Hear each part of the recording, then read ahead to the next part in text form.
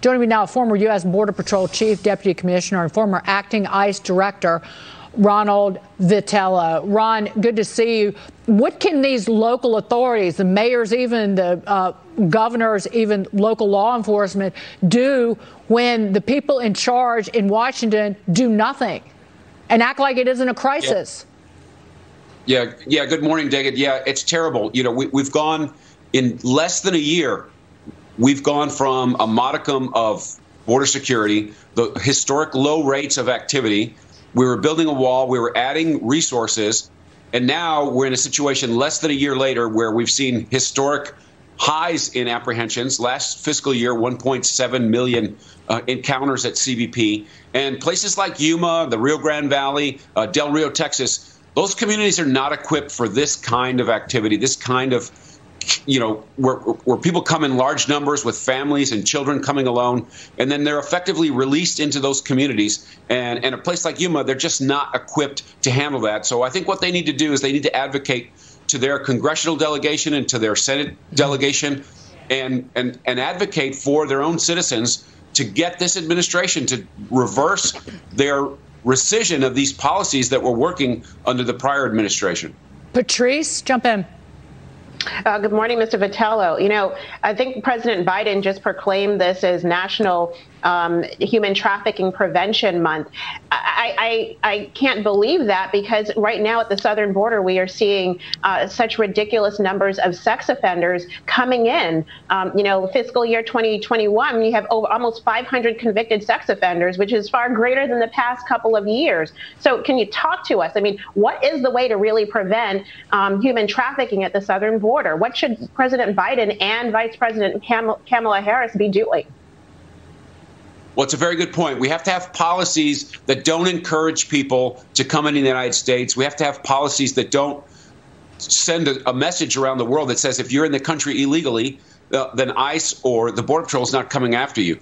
The policies that existed prior to January 20th, 21 was if you came to the border and claimed asylum, you had to wait in Mexico for your hearing. And what that did is that brought the activity level down to only the people who were most in need of coming to the United States.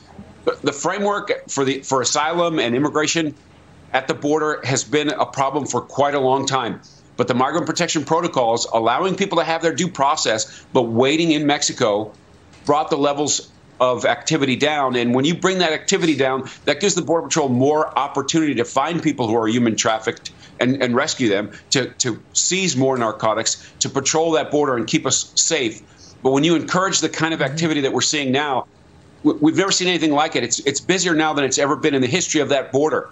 And when you have that, you have more chaos. The cartels are in charge. More people are being exploited, and more people are being trafficked. And so we have to find a way to bring the levels of activity down. And the way you do that is you hold people in detention until they have their due process, or you let them wait in Mexico, which was happening under the last administration.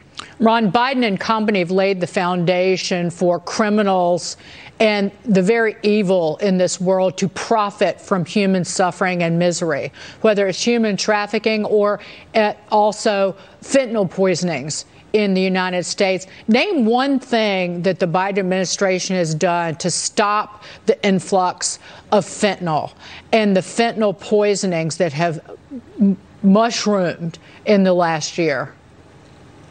Yeah, it's a good point. What they've done is they've encouraged people to bring their children to the border, or if you're coming to the United States, now is the time to come. When they rescinded these policies, they flooded the border with this crush of humanity.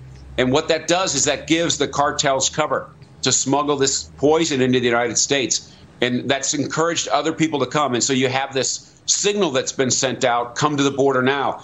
And the Border Patrol obviously is overwhelmed. ICE is overwhelmed. And then the rhetoric around what's going on in the United States and the policy statements that this administration has made in the interior that says, if you're here illegally, ICE is not going to come and try to find you. If you're not a threat to public safety or a convicted felon, then ICE isn't looking for you. If you're an unscrupulous employer, we're not going to send ICE agents to your business. So what we've done is we've encouraged this flow. And until they bring that flow down, everybody is at risk. People who live on the border, people who are in the interior, and even the people who are in that pipeline who have been encouraged to come to the border right now. Ron, thank you so much for being here. Always. Happy New Year. Ron Vitiello, we'll see you much in the new year, I hope. Happy New Year.